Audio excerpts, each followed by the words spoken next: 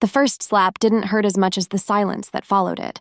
The porcelain cup shattered beside my feet, tea seeping into the cracks of the marble floor like veins of shame. I stood frozen, my hands trembling around the silver tray, eyes fixed on the dark liquid spreading toward my shoes. "Clumsy girl," the man hissed, his breath reeking of whiskey and power. "Do you know how much that cup costs?" I didn't answer. I never did. In this house, a maid's words were worth less than broken china. If you are enjoying this story, don't forget to hit that subscribe button, like the video, and comment where you are watching from. Your support helps us bring more powerful stories, and trust me, you won't want to miss them. Now let's continue. The room was full of laughter, sharp, cruel laughter, from men in suits and women in diamonds, all pretending not to notice the way his hand still hovered near my face. But I felt every stare, every whisper, every unspoken rule. Don't look at her. Don't defend her. She's nobody. Until the door opened. It wasn't slammed. No, his entrances never needed noise. Just presence. He walked in like silence had been invented to announce him. Black suit, black eyes, a scar running along his jaw like a secret map of violence. The air shifted the way it does before a storm. "Boss," one of the men stammered, standing so quickly his chair screeched against the floor. Lorenzo De Luca, the man the city feared, the man who built an empire out of shadows, just looked at me. His gaze slid down to the shattered cup, then to the man who'd struck me. "Who?" he said quietly, voice smooth but edged with ice. "Laid a hand on her?" The entire room stilled. My heart slammed against my ribs, not from fear, but confusion. He couldn't mean me. I was just a maid. I scrubbed his marble floors and pressed his suits. I wasn't someone men like him noticed. The man who'd hit me swallowed hard. It was an accident, boss. Lorenzo raised a hand, and the man stopped talking instantly. Then his eyes met mine again, and something in them burned, not pity, not anger, but possession. "From this moment," he said softly, "no one touches her. No one looks at her the wrong way. She belongs to me." The words hit harder than the slap ever could. The room exhaled all at once, 1,000 unspoken questions trembling in the air. But I couldn't breathe. Because I didn't know what was worse, that every man in the room now feared me, or that I didn't know if I wanted to run or fall into his arms. Tell me, if you were in my shoes, would you have felt fear or safety in that moment? Leave your thoughts in the comments below, because sometimes protection feels just as dangerous as the pain that came before it.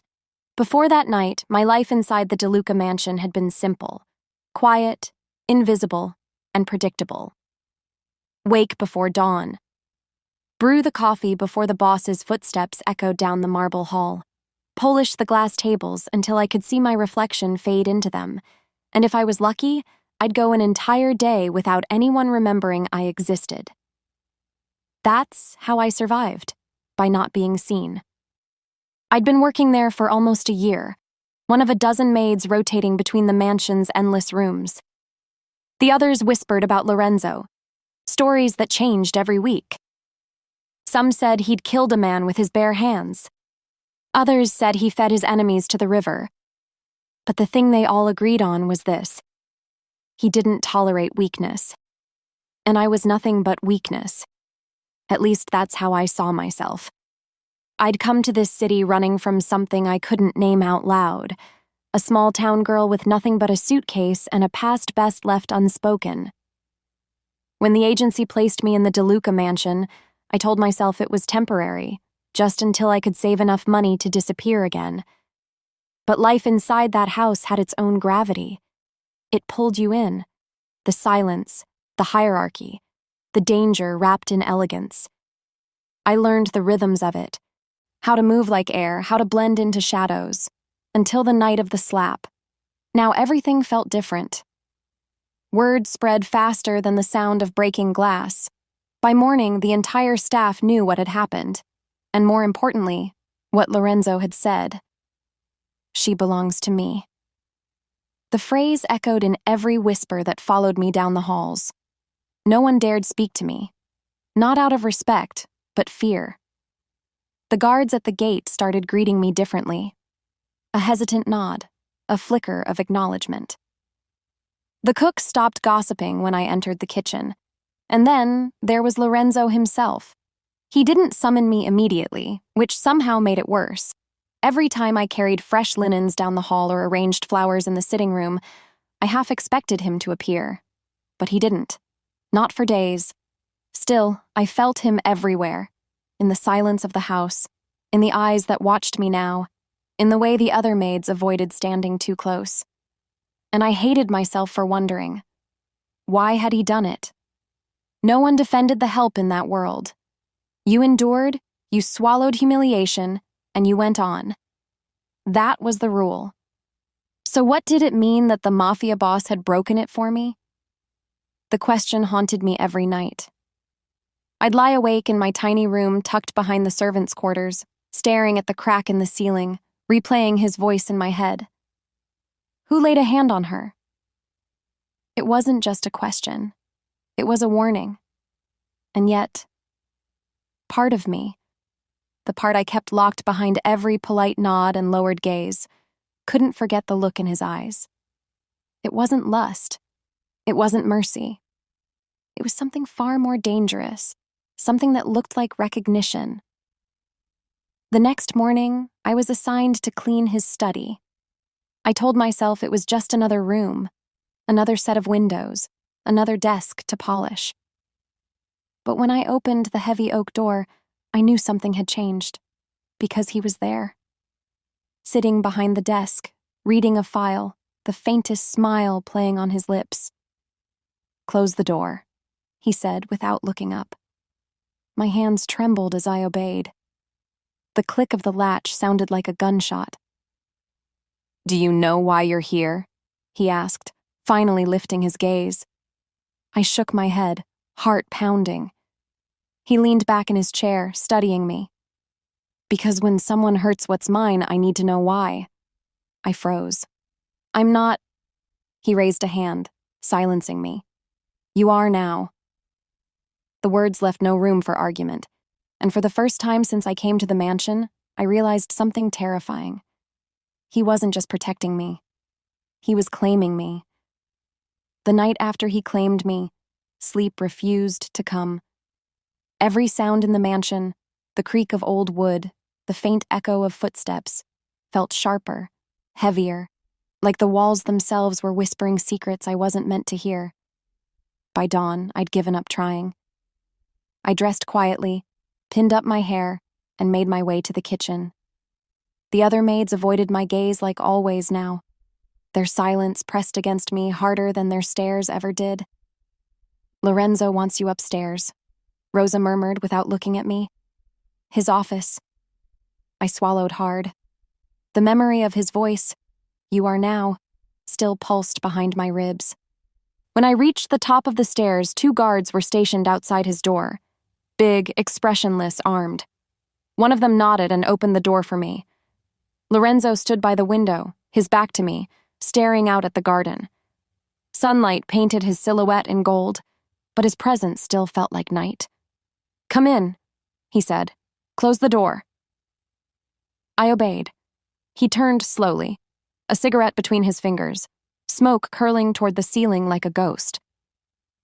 "You've been working here for a year, yes?" "Yes, sir." "And you've kept quiet. Never caused trouble. Never asked questions." "Yes, sir." He smiled faintly. "Good. That's about to change." He motioned to the desk. A folder lay open there, filled with photos, papers, and something that looked like my handwriting. My heart jumped. "What is that?" I whispered. "Your employment file," he said. But I had my men dig a little deeper. He picked up one of the papers and held it out. My breath caught as I saw the name printed on it, not the one I'd used when I came here. My real name. "Seems you've been hiding something, little maid," he said, voice calm, almost curious. "You changed your name, moved across the country, and took a job in my house. Tell me why." My mouth went dry. I'd spent so long burying that past, convincing myself it couldn't find me here. I was just trying to start over, I said quietly. From what? I shook my head. It doesn't matter anymore. He stepped closer, so close I could smell the faint trace of his cologne, the warmth of his breath against my skin. Everything matters, especially what you're running from, because if it can find you, it can find me. He wasn't angry. He was calculating, weighing whether I was a threat or a secret worth keeping. I wanted to look away, but something in his eyes held me there. Something that said he already knew more than he was letting on. Then, without warning, the phone on his desk rang. He picked it up. Yes? His tone hardened. When?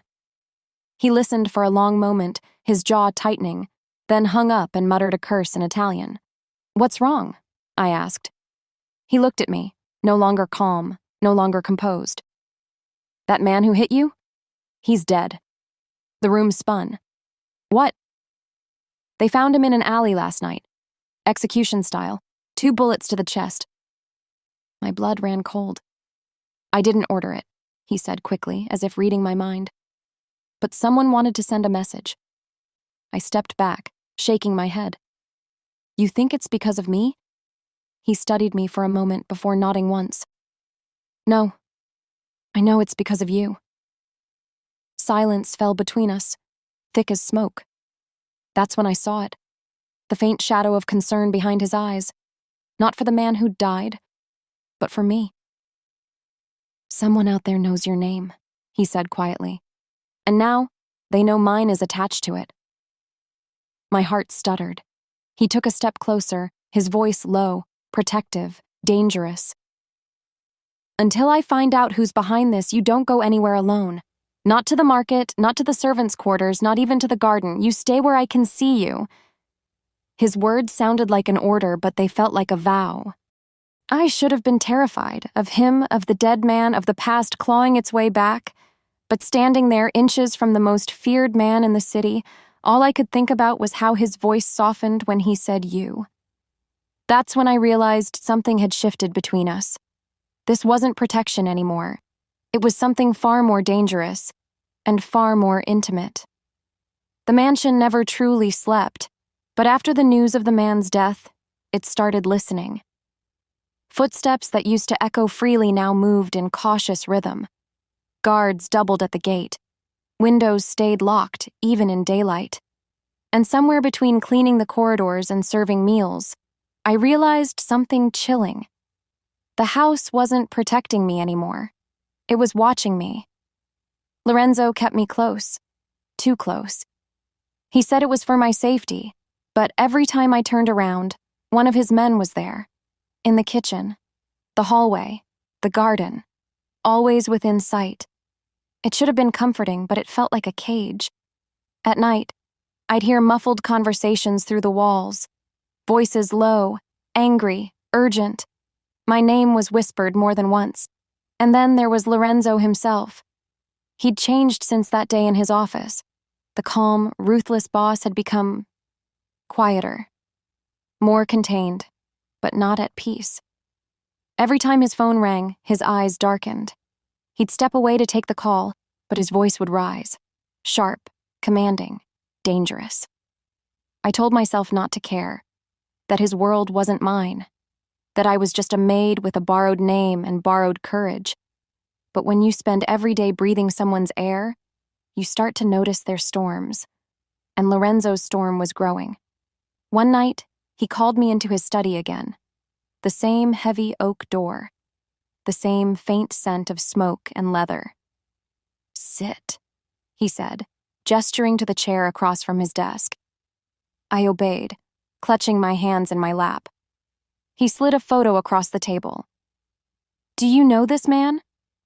I looked down, and my heart nearly stopped. It was a picture of my brother. Not the one I'd left behind, the one I'd been running from. The photo was grainy, taken from a distance, but I'd recognize those eyes anywhere. Cold, cunning, cruel. My voice broke. Where did you get this? Lorenzo leaned forward, his elbows on the desk, gaze sharp as glass. He's been asking questions about you, about this house, about me. My hands began to shake. He found me. I gathered as much, he said softly. What I don't know is why. Tears stung my eyes. He blames me for something I didn't do, for our father's death. Lorenzo's expression didn't change, but something in the air did. The temperature dropped. Tell me everything. And I did. How my brother had gotten tangled in debts with dangerous men. How our father had tried to save him and paid the price. How my brother had promised revenge, not on the men who killed our father, but on me, for bringing the police into it. When I finished, the room was silent, except for the ticking of the clock. Lorenzo exhaled slowly, then stood. He's in my city now. That makes him my problem. No, I said quickly, standing too. Please, don't hurt him. He's still my brother. He turned to me, eyes dark, unreadable. He's also a threat, and I don't let threats live. Lorenzo. My voice trembled. Please. He stared at me for a long time, the kind of look that stripped away every lie I'd ever told. Then finally he said, You care too much for someone who would destroy you. Maybe, I whispered. But I still believe there's a part of him that can be saved. A small, humorless smile tugged at his lips. You have a dangerous kind of faith, little maid. That night, I couldn't sleep. I kept thinking about the photo, about my brother, about Lorenzo's words. The next morning, I found something strange outside my room. A small envelope tucked beneath the door. No name, no seal.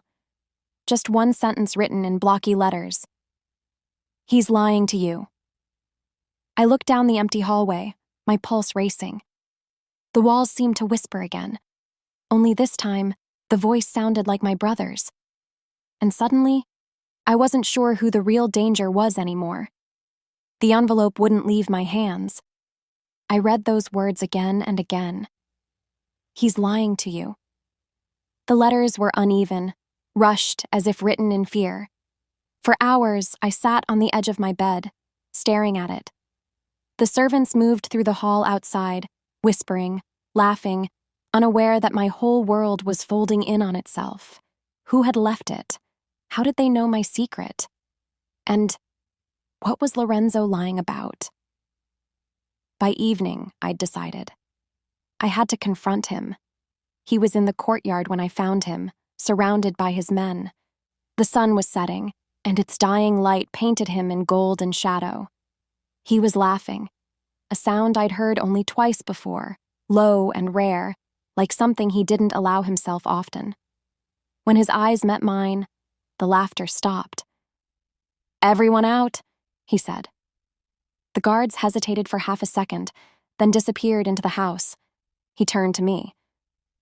You look like you've seen a ghost. Maybe I have.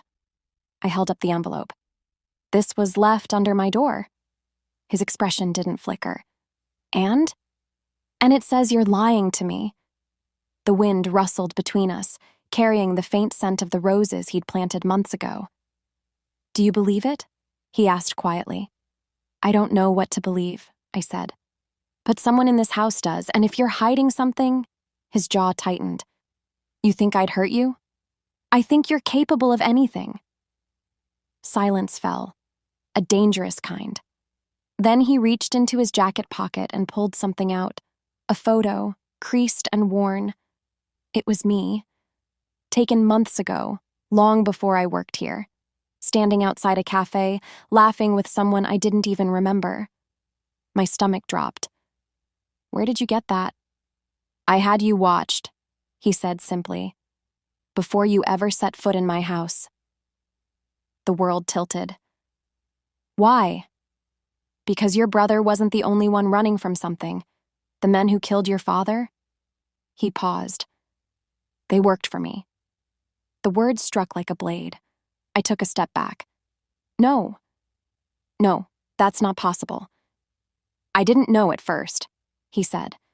But when I saw your name on the hiring list, I started digging. And when I found out who you were, I should have sent you away. I didn't. I felt sick. You let me work here? You let me serve you? Live under your roof? Knowing what you'd done? His voice dropped to a whisper. I didn't order your father's death, but the man who did was mine, my blood, my responsibility. My vision blurred. The garden spun around me. Why didn't you tell me? I choked out. Because I wanted to protect you. Protect me. My voice cracked. You built the world that destroyed my family. He flinched, and for the first time I saw something break in his eyes. I can't undo what was done, he said softly. But I can make sure you never suffer for it again. The silence between us was deafening. I turned to leave, but his voice stopped me. There's more, he said. I froze. Your brother, he continued, isn't just here for revenge. He's working with one of my enemies. They're planning to use you to get to me. The words hit like thunder. I spun around. You're lying. I wish I were. He stepped closer, his gaze pleading now. They've already made contact. That envelope you found, it wasn't from your brother, it was from them. They want you to doubt me.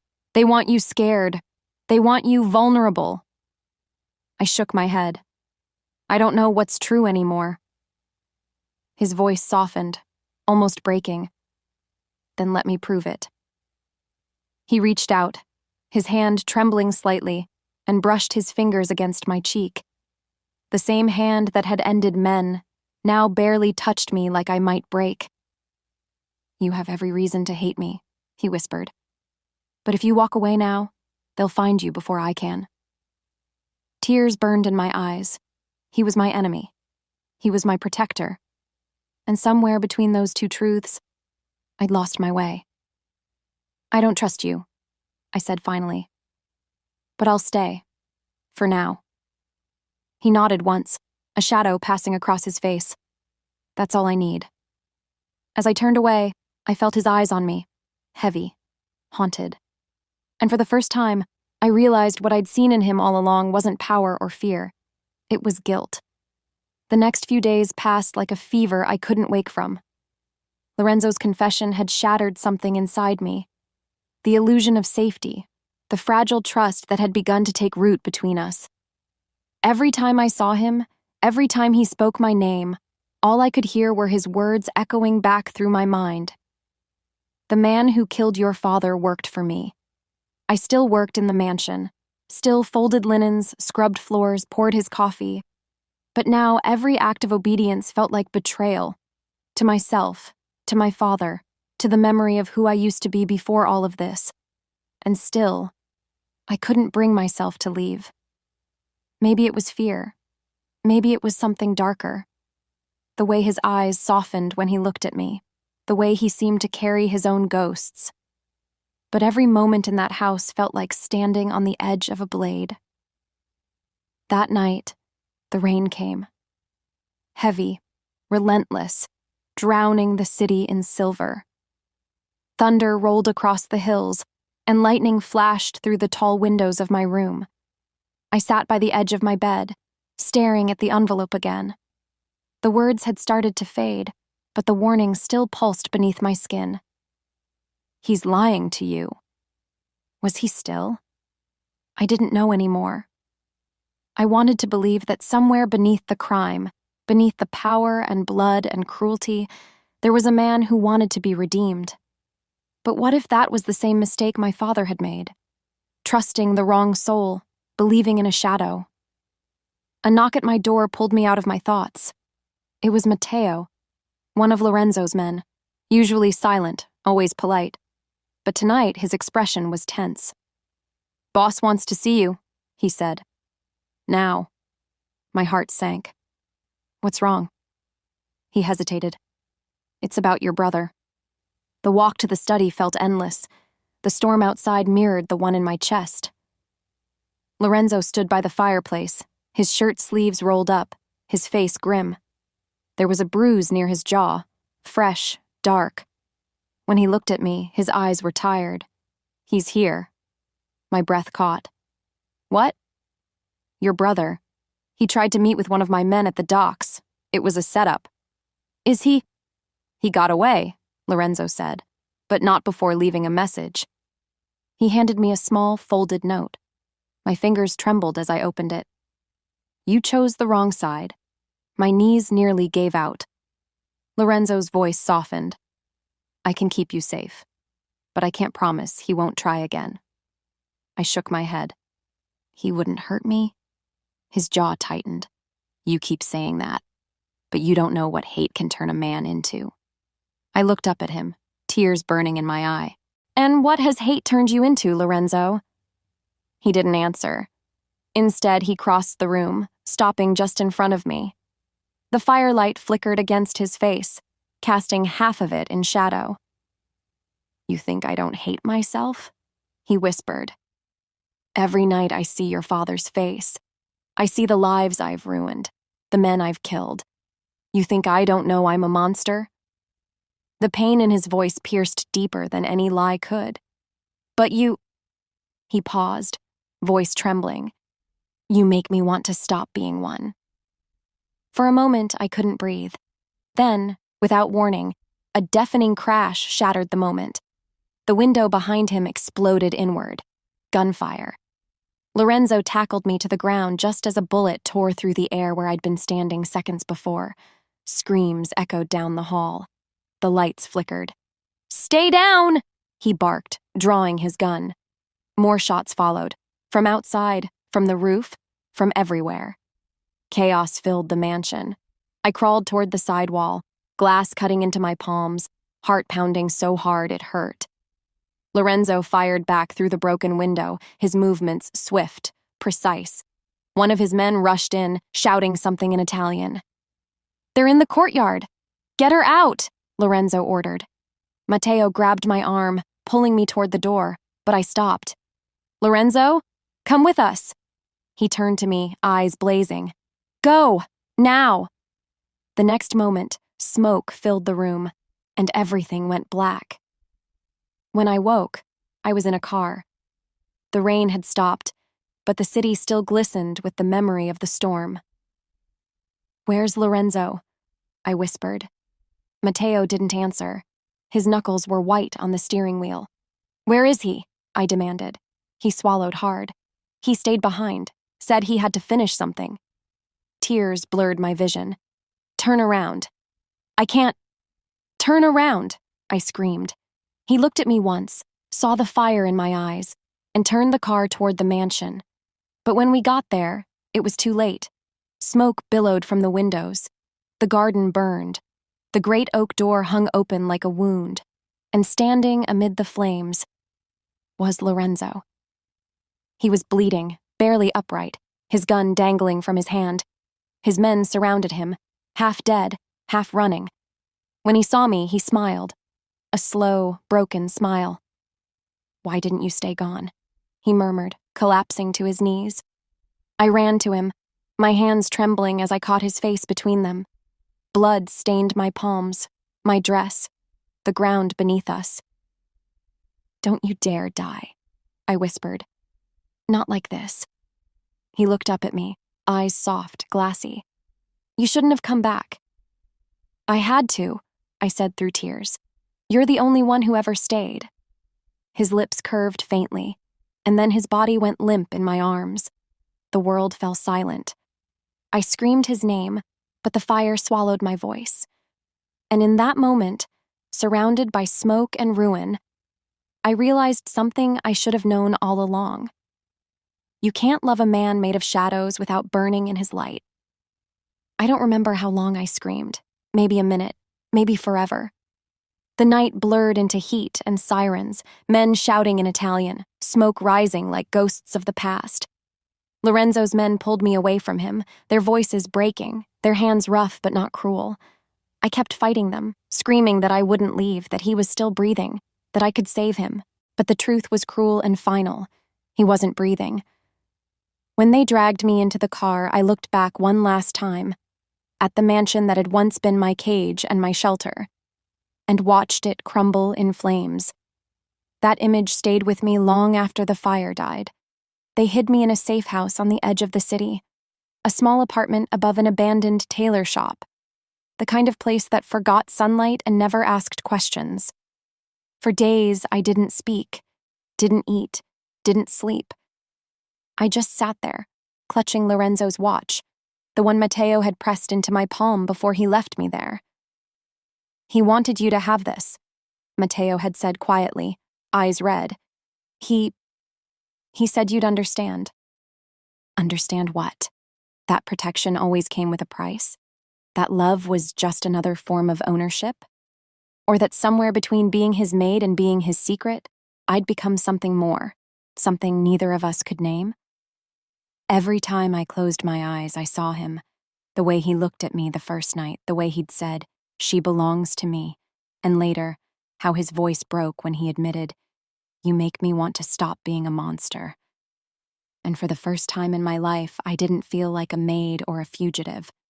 I felt like someone who'd been seen. But the guilt was heavier than any chain. Because if he died because of me, if the fire, the bullets, the betrayal had all led to this moment, and then I wasn't just his reason, I was his ruin.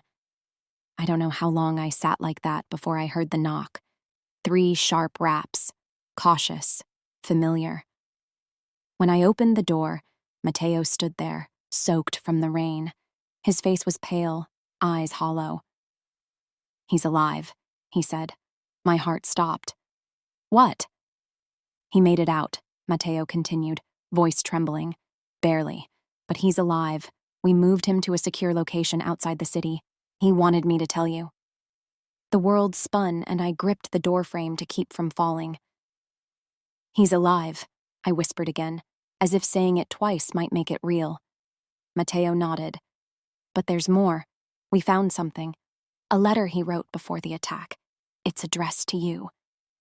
He handed me a folded envelope, sealed in red wax.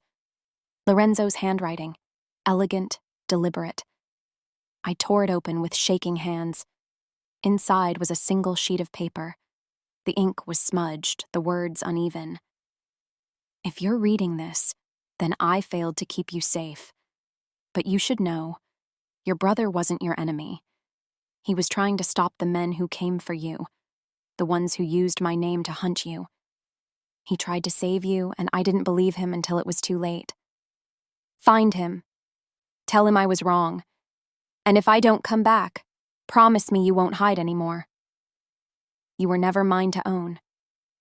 But you were the only thing I ever wanted that wasn't made of blood. L." Tears blurred the words. My knees hit the floor as the letter fell from my hands. All this time, I'd believed my brother was the monster chasing me. But he'd been the only one trying to protect me from something bigger, something darker than even Lorenzo. I stood, a strange calm settling over me. The fear that had ruled me for years, the fear of being seen, of being known, was gone. For the first time, I knew exactly what I had to do. I packed a small bag, tucked Lorenzo's watch into my pocket, and turned to Matteo. "Take me to him," I said. "To your brother?" I nodded. "It's time I stop running." He hesitated, then gave a small, solemn nod. "He won't trust you easily." "Neither will I," said. "But it's the only way to end this." As we drove through the night, the rain washing the city clean, I looked out the window and whispered to the memory of Lorenzo, the man who'd been my captor and my savior. "You gave me strength, even in your sins." And somewhere deep inside, I felt his voice echo back, soft, distant, but alive. Truth doesn't hide forever. And neither would I. The road to the outskirts of the city was long and silent. Rain still clung to the streets like ghosts refusing to leave, and every shadow we passed felt like a memory waiting to catch up. Matteo drove without a word. His hands stayed steady on the wheel, but the tension in his jaw told me he knew what we were heading into. When we finally stopped, dawn had begun to bruise the sky, that gray light that makes everything look half alive, half dead. The building in front of us was an old warehouse, rusted and forgotten. Windows shattered, Doors chained shut, the kind of place where men disappeared and names were erased. "He's inside," Matteo said quietly. My fingers tightened around Lorenzo's watch in my pocket. I didn't know what I would say to my brother after everything, after all the hate, the running, the lies. But I knew I had to face him. When the door creaked open, the air inside smelled of dust and gunpowder. And then I saw him. He stepped out from behind a stack of crates, older, harder, his face marked by anger and exhaustion. But it was him. My brother. "Maria," he said. My real name, the one I hadn't heard in over a year. "You came." I swallowed the lump in my throat. "You left me no choice." He laughed bitterly. "You think I wanted this? You think I wanted to drag you back into all this blood?" "You sent the message," I said. "The envelope." He shook his head. "No, that wasn't me. That was them, the ones who killed father, the ones who wanted Lorenzo dead." "Then why?" "Because I needed to get close enough to destroy them," he said, stepping forward, eyes burning. "Lorenzo was part of it, Maria. His empire is built on the same foundation that murdered our family." I tried to tell him, but he wouldn't listen. My heart twisted. He knew. He told me before the attack. My brother froze. "And you still stayed?" "I thought I could change him," I whispered. He stared at me, not in anger, but in something close to sorrow. "You sound just like father." A noise echoed through the building before I could answer, the metallic click of a gun being loaded. Matteo's hand went to his weapon instantly. "We're not alone." Shadows moved above us, footsteps creaking on the old catwalks, and then a voice, cold, familiar. "Touching reunion," it drawled, "but it ends here." From the darkness, a man emerged, tall, sharp suit, eyes like steel. I'd seen him once before, in a photograph in Lorenzo's study, his second in command, or rather, the man who'd betrayed him. He smiled at me. "You're quite the complication, aren't you? The maid who made the lion kneel." "Who are you?" I demanded. "Someone cleaning up the mess your beloved boss left behind," he said, raising his gun. "Lorenzo's alive, yes, but he's finished. His empire's ashes, his allies dead or fled. The only thing left is you, the last thread that ties him to weakness." I froze. "Weakness?" He aimed at me. "Love." Before I could react, my brother moved. A single shot rang out, echoing like thunder. The man staggered, clutching his shoulder, the gun clattering to the floor. "Run!" my brother shouted. I didn't. I couldn't. Matteo lunged forward, grabbing the fallen gun and turning it on the wounded man. "You set up the ambush at the mansion, didn't you?" The man's grin was crimson now. "I did what Lorenzo couldn't. I cut the rod out." "Lorenzo trusted you," Matteo growled. "That was his mistake." More gunfire erupted. A second group of armed men burst through the side door. Chaos exploded. Bullets ripped through the air. Matteo fired back, dragging me behind a column. My brother dove for cover behind a crate, returning fire. The world became sound and heat and smoke. Then, through the haze, I saw him. Lorenzo.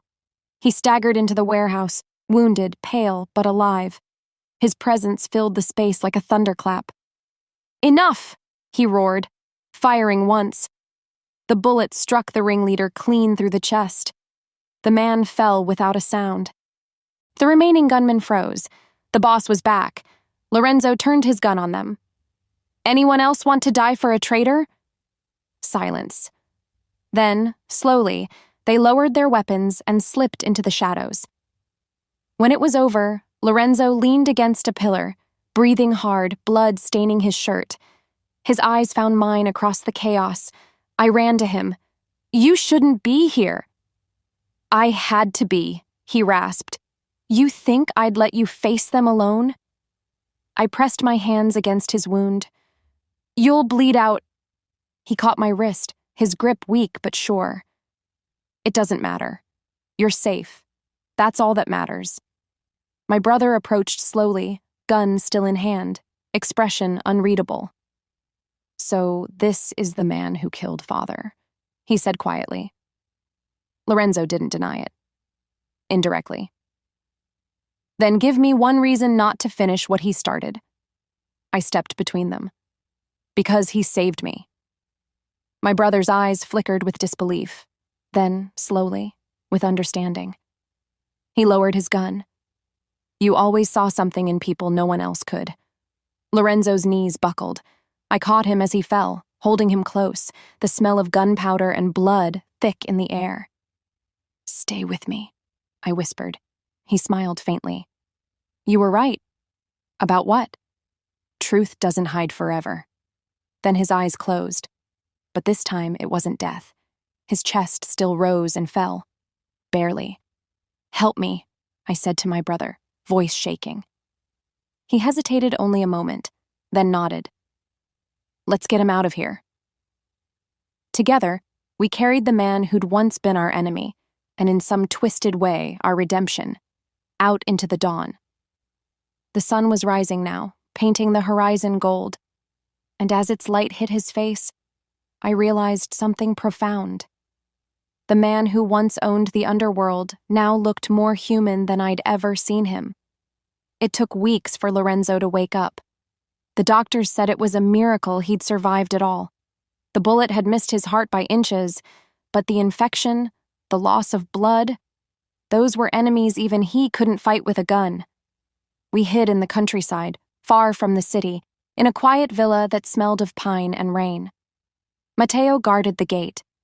My brother, for the first time in years, stayed close, silent, watchful, rebuilding what life had stolen from both of us. And me? I cared for Lorenzo. The man who once ruled with fear now couldn't even lift a glass of water without shaking. Some nights I'd sit beside his bed and watch him sleep, his face softer now, stripped of power and pain. He didn't look like a Mafia boss anymore. He just looked like a man who'd spent too many years fighting shadows. When he finally opened his eyes, it was dawn again. He blinked at the sunlight spilling through the window, then turned his head toward me. "You're still here," he whispered, voice hoarse.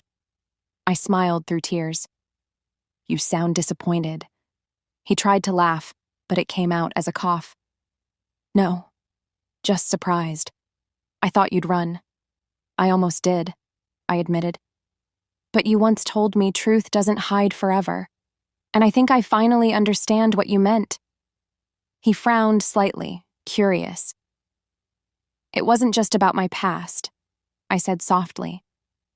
"It was about yours too. You spent your whole life trying to control everything, out of guilt, out of fear. But the truth is, you're just a man, Lorenzo, a broken one. And maybe, so am I. But that doesn't mean we can't start over." He looked at me for a long time, his eyes searching my face like he was memorizing it. Then, slowly, he reached for my hand. "Do you think people like us deserve peace?" he asked. I squeezed his fingers. "I think people like us have earned it the hardest way possible." We sat there in silence, the sound of the morning birds cutting through the quiet. So simple, so alive, it almost hurt. Weeks turned into months. The mansion was gone, the empire dismantled. Lorenzo had made sure of it himself. He sold what was left, sent money to the families of those who'd died for him, and walked away from the underworld for good. He started over, not as a boss, not as a king, but as a man. My brother eventually forgave him, not easily, but fully. They even worked together in the end, rebuilding the city's orphanage where our father had once volunteered. It became a symbol of something neither crime nor vengeance could erase. As for me, I never went back to being the maid. That part of me had died in the fire. Now, I helped run the orphanage, taught the children how to read, how to dream, how to believe that life could be gentle even after it had been cruel. Sometimes, late in the evenings, Lorenzo would come by with a bottle of wine and that crooked smile that still melted every defense I had. He'd sit beside me on the old stone steps, our hands brushing, the stars above us sharp and endless. "Do you ever miss it?" I asked once. "The power?" He smiled faintly. No, I only miss the sound of your voice in those halls. I laughed, shaking my head. You're impossible. And yet, he said, you stayed. One night, after the children were asleep and the world was quiet again, I stood by the window and watched the city lights in the distance. I thought about everything: the blood, the lies, the fire, the forgiveness. And I realized something I'd never understood before. We don't belong to the people who break us, or the ones who save us. We belong to the moments we choose to live again. Lorenzo came up behind me, wrapping his arms around my waist, his breath warm against my neck. Thinking again? He murmured. Always. What about? About how strange it is, I said softly. That the man who destroyed my world also helped me rebuild it. He smiled against my skin. Maybe that's what redemption looks like. Maybe, I said. He turned me gently to face him, eyes dark and tender. You know, the night I first saw you, I thought you were fragile.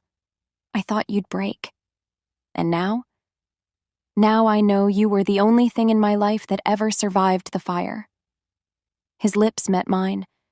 Soft, trembling, real. The kind of kiss that feels like an ending and a beginning all at once. The next morning, the sun rose over the hills, warm and golden. The children's laughter echoed from the courtyard.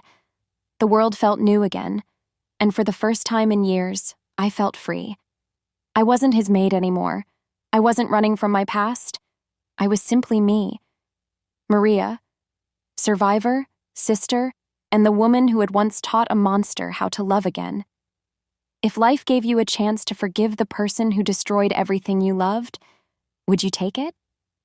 Tell me in the comments below, because sometimes healing doesn't come from forgetting the fire, but from learning how to walk through it without burning again.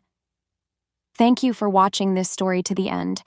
If you enjoyed this story, you will surely love the next one. It's as interesting and even more intriguing as you can ever imagine.